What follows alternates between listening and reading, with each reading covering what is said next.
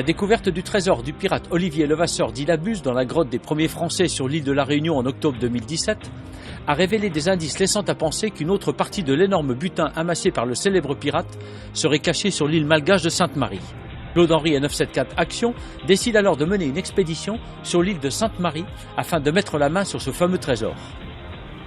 Première journée du Raidaf 515. Si d'aucuns pensaient y voir des raideurs crampons aux pieds pour une première épreuve physique, Claude-Henri a délibérément placé cette première étape sous le signe de la sécurité et de l'entraide à la population saint-marienne. En effet, 5 secouristes diplômés de la Croix-Blanche de la Réunion se sont engagés bénévolement pour la sécurisation des jeunes pendant le raid, mais également pour former aux actes élémentaires de secourisme près de 60 adultes. L'Alliance française de Sainte-Marie a le plaisir de les accueillir.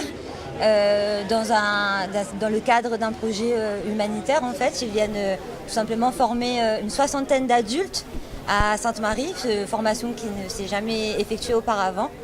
Et voilà, nous sommes vraiment très ravis de les avoir parmi nous aujourd'hui. Pendant une journée, des cadres, enseignants, policiers municipaux et autres acteurs de la communauté saint-marienne ont découvert les gestes élémentaires face à des situations de la vie quotidienne. C'est la première fois qu'une équipe de la Croix-Blanche, de formateurs de la Croix-Blanche Réunion se déplace. L'objectif, c'est de former les Malgaches aux gestes de premier secours. On a essayé d'adapter le programme à leur mode de vie. Il fallait qu'on s'adapte. On a centré notre action sur des modules de détresse vitale, comme l'hémorragie, l'étouffement, la victime inconsciente, qu'est-ce qu'il faut faire dans le cas d'une personne qui est en arrêt cardiaque.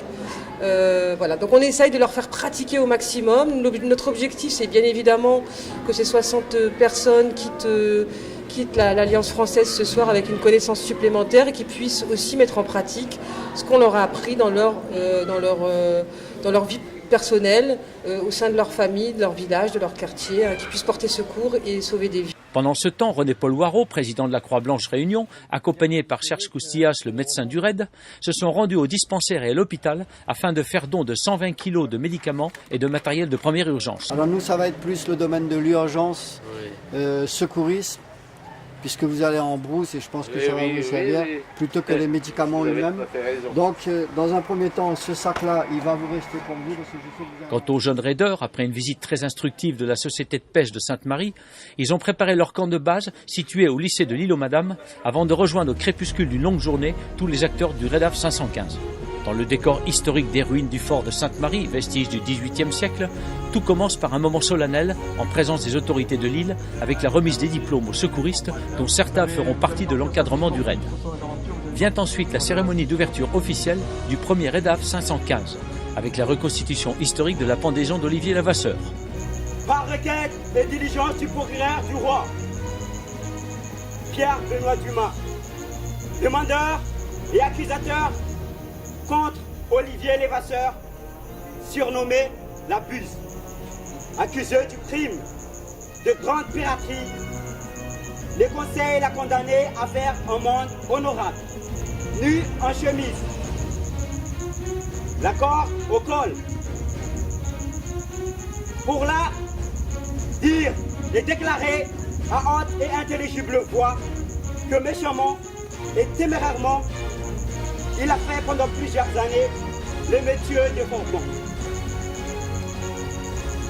dont il se répand et demande pardon à Dieu et au roi, ainsi qu'à la justice.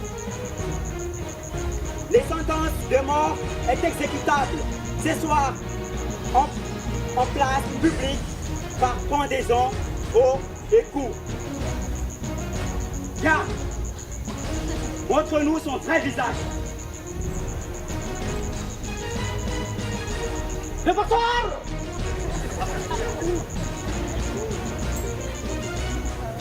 Au nom du roi! De quel roi parlez-vous? Ici sur cette île, comme sur cet océan, il n'y a pas de roi. Mais comment oses-tu? Garde, mettez-les sur nous, tout de suite! Monsieur le gouverneur, cet homme, nullement l'intention de se repentir. Olivier Levasseur, dit la pute. Reconnaissez-vous le crime de piraterie? Olivier Levasseur, dit la pute. Demandez-vous le pardon de Dieu est notre roi. Jamais. Garde, condamnez haut et court. Attendez.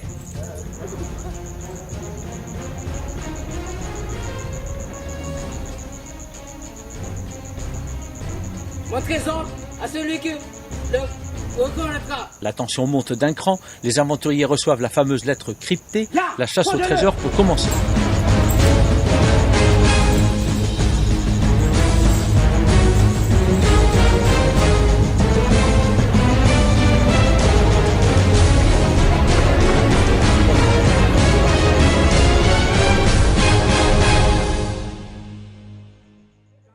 Deuxième journée du REDAF 515. Après un petit déjeuner copieux, les choses sérieuses vont commencer.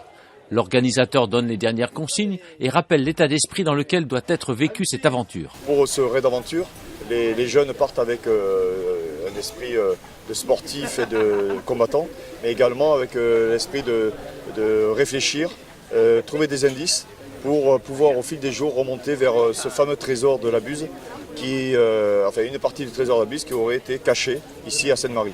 La motivation est palpable, chacun nourrit de sérieuses ambitions et veut y croire même si le challenge est difficile. Il y a de la compétition entre Oui, oui. Surtout pour toutes les compétitions, on espère de gagner, c'est ça. J'ai confiance en mes équipes, hein. Ils sont forts. Ouais. Ok. Et en plus, vous avez la connaissance du terrain, là, donc c'est un avantage. C'est ça l'avantage, ils ont les connaissances du terrain, surtout par exemple concernant la kayak et tout. Ils ont pris la pirogue tout le temps, donc c'est facile pour eux de faire tout là. Je vais gagner, je vais essayer. Tu t'es entraîné? Oui, beaucoup. Tu vas faire le maximum pour gagner. Oui, je fais ce que le mieux que je peux faire. C'est difficile. Pourquoi? Ça va même pas commencer. Parce qu'il y aura beaucoup de kayak et ça va beaucoup travailler les épaules, il faudra être endurant aussi et avoir le sens de l'orientation. Côté sécurité, tout est en place. Les anges gardiens de la Croix-Blanche sont à pied d'œuvre. Aujourd'hui, nous sommes prêts pour faire l'assistance de la sécurité secouriste pour cette course qui va durer toute la journée et demain. Donc au niveau de la Croix-Blanche, on a tout le matériel qu'on a ramené, à peu près 200 kg de matériel pour pouvoir faire une assistance optimale de cette course. C'est parti! Top départ du camp de base pour un trail de 11 km en direction du sud de l'île.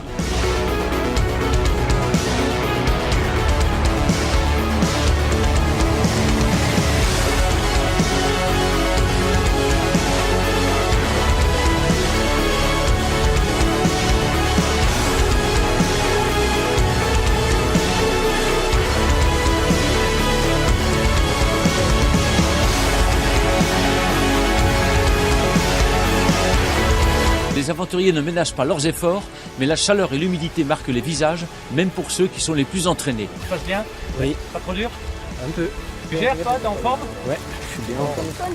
Une première halte ravitaillement s'impose. Les premiers bobos arrivent, le doc est au travail, la journée s'annonce chargée. Si le corps est mis à rude épreuve, il ne faut pas perdre sa concentration pour la recherche des indices. La course reprend et la beauté du paysage authentique et de sa végétation luxuriante font oublier à nos aventuriers la difficulté du parcours. Ça y est, la mer est en vue, regroupant sur la plage pour une pause boisson, avant le départ de la seconde épreuve, qui consiste pour les 13 équipes à rallier l'île aux Nattes par le lagon, en canoë pour 2 équipiers et à pied pour les 2 autres sur une distance de 6 km.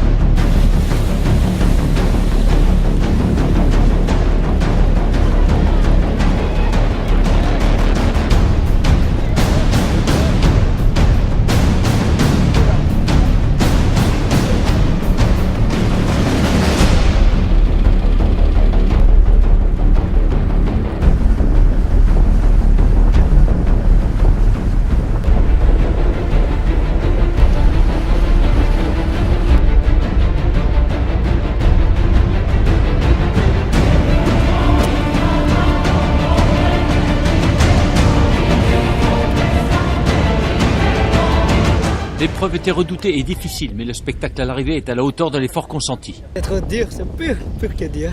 On est sur une île magnifique, l'île aux Nattes, l'île de Sainte-Marie, et voilà. Mais c'était dur. Très fatigant, très long et il a du courant juste à la fin qui est très très difficile. C'était fatigant mais c'était joli forcément avec les vagues Et bah, la plage, on suivait les copains et tout, mais sinon, oui. Eh ben, ça méritait d'être fait, hein, c'est sûr. Je pense que là, ça vaut plus que ce qu'on fait à La Réunion. Au niveau canoë, on a fait une belle distance, là, un bon 5 km à mon avis, au vu du temps qu'on a passé, de la difficulté. Un lagon magnifique, des conditions magnifiques. Une entrée dans cet espace vers l'île aux Nattes là, qui est extraordinaire. Paradis perdu, l'île aux Nattes est fidèle à sa réputation. L'accueil y est chaleureux et festif. Les jeunes aventuriers goûtent aux délices de la nature avec du lait de coco 100% naturel et un déjeuner copieux. L'encadrement des équipes saint-mariennes, quant à lui, ne cache pas son plaisir de vivre une telle expérience. C'est génial. Et surtout donc, le change de culture entre les deux gènes de La Réunion et aussi de l'île Sainte-Marie. Donc il y a donc un échange constructif entre les deux élèves et aussi donc partage aussi entre les enseignants aussi. Donc c'est bon. Les aventuriers reprennent le raid, une course à pied de 4 km au cœur du village, en passant par le phare de Blévec, point culminant de l'île, aux abords duquel 2 indices sont à découvrir.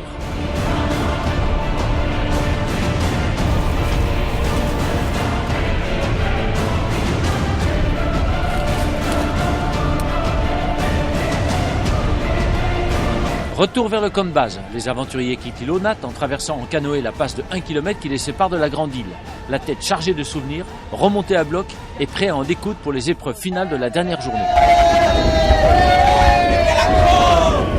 Vendredi 23 mars, journée du dénouement final et de la découverte du trésor de la Buse pour la meilleure des 13 équipes engagées. Frédéric Robert, le référent culture, valide les indices trouvés par chaque équipe. L'écart se creuse entre les raiders. Certains ont de l'avance et d'autres beaucoup de retard. Et ils vont rechercher les indices aujourd'hui. En effet, si le défi physique est important, la découverte des indices sera déterminante pour la victoire finale et fait appel à des qualités parfaitement résumées par cette jeune aventurière. À mon avis, il faut être intelligent, de savoir ce que l'indice parle, veut nous dire. Donc c'est de la réflexion aussi, non? Ouais. Il faut prendre son temps, il ne faut pas vouloir être pressé. Trop de temps. En tout cas, si la tête semble bien fonctionner, le corps ne souffre pas trop, rien de bien inquiétant côté bobologie. Ou alors on leur a offert des chaussures et qui se sont rués sur les belles chaussures et puis c'était pas trop leur taille. Donc essentiellement les seuls bobos qu'on a eu, ça a été des ampoules. Sinon après hier, il y a 2 gamins qui sont partis de La Réunion un peu trop rapidement parce qu'ils ont voulu suivre les malgaches. Et bien sûr très rapidement ils ont été dans le rouge, mais bon ils ont tout rattrapé. Départ du camp de base pour un trail de 3 km qui mène les raiders au pont du village de Bétona. À l'arrivée, changement de monture, ils échangent leurs baskets pour un canoë et des pagaies, sillonnent pendant 3 km la mangrove sur la rivière Ansaa, franchissent le pont de Saint-Joseph, traversent la baie de l'île au Forban du nord au sud, accostent enfin sur la rive de Ikoa où les attend le gardien du cimetière des pirates.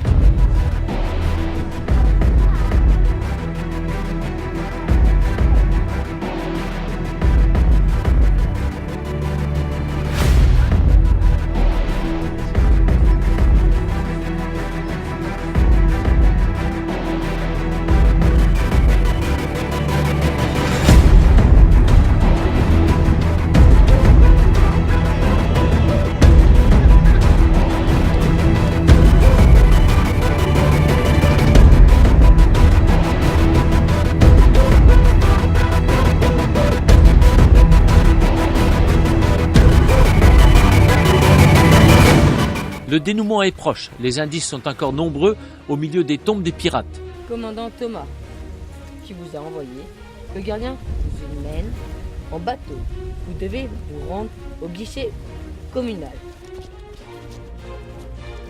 Pardon, Hélène, c'est là-bas. Non, c'est plus bas, je continue plus bas. Tu veux remettre l'indice? Le temps est compté, la fébrilité est palpable au sein des équipes. Un indice conduit les aventuriers à franchir une partie de la baie en tyrolienne à la recherche d'un lieu décrit comme une île à la végétation luxuriante.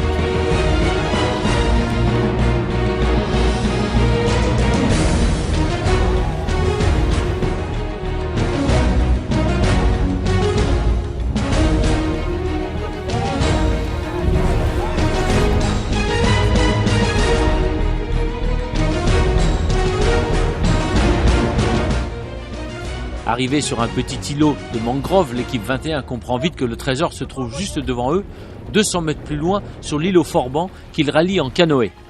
Il y a les viviers. À vous de trouver. Grosse montée d'adrénaline pour les 4 équipiers, car ils se savent suivis par une autre équipe à quelques minutes. L'ultime indice de ce raid leur indique que le trésor se trouve caché dans un vivier. Mais qu'est-ce qu'un vivier? Moment d'hésitation pour les 4 aventuriers qui comprennent enfin que le trésor se trouve au bord de l'eau.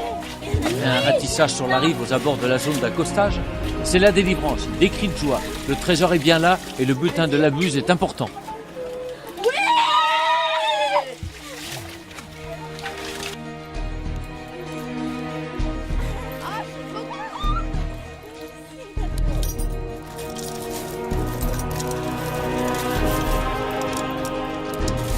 Grand soulagement et grande délivrance pour l'équipe 21 qui remporte le premier RAIDAF 515 et qui nous livre ses premières impressions. Au début de la course, on était tout le temps vers le milieu et on s'est dit qu'on allait mettre le paquet sur la fin pour trouver les indices. Voilà, et après, fallait réfléchir et tout était lié. Tout est lié et finalement tout est logique. Je pense que c'est pas compliqué, il faut rester calme et réfléchir. Ouais, beaucoup de concentration. Ouais. 1, 2, 3, La deuxième équipe arrivera quelques minutes plus tard, les visages marqués par la déception, mais enrichis par une expérience humaine unique. Quand on arrive le deuxième, non C'est frustrant, hein. Embêtant. La mixité réunionnais-samarien, ça donnait quoi là les garçons? On fonctionnait en équipe. Il y avait certains mots qu'on ne comprenait pas et qu'ils nous ont expliqués. Et certains mots qu'eux ils ne comprenaient pas et que nous on expliquait et ça donnait une bonne collision et on a trouvé tous les indices assez rapidement.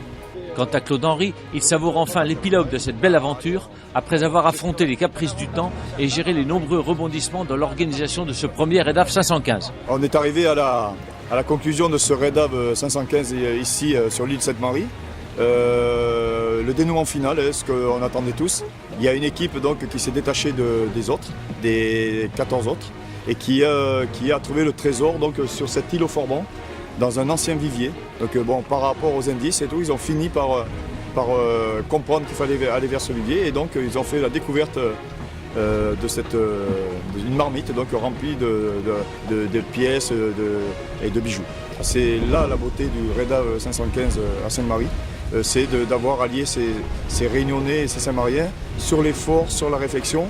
Je pense que autant les Saint-Mariens que la jeune fille de la Réunion ont contribué chacun de leur côté à aller à trouver des indices. Là, l'îlot Forban, c'est les jeunes Saint-Mariens qui ont annoncé on va vers l'îlot Forban. Parce que la petite Réunionnaise ne connaissait pas le nom de l'îlot. Le premier RAIDAF 515 est terminé, le trésor de la Buse a été trouvé. Les aventuriers quittent la plage d'accostage du cimetière des Pirates en canoë, réintègrent leur matériel et se retrouvent au camp de base pour vivre la cérémonie officielle de remise des trophées. Le moment solennel est arrivé. Tous les acteurs de ce premier RAIDAF 515 se retrouvent pour une cérémonie chargée de symboles.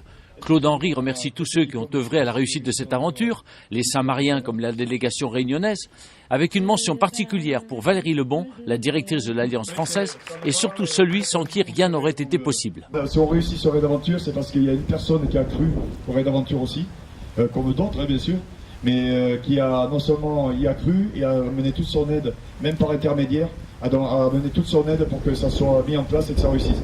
Et si c'est possible, on va appeler Monsieur le maire de la communauté urbaine de Sainte-Marie.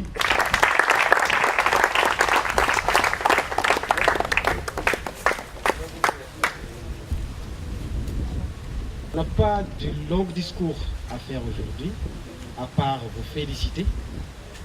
Premièrement, féliciter dans le cadre de réalisation de ces RAIDAF. Notre mot aussi au nom de la commune urbaine Sainte-Marie, c'est de remercier. Surtout par rapport à toute l'équipe des Raids d'Aventure qui s'y présente.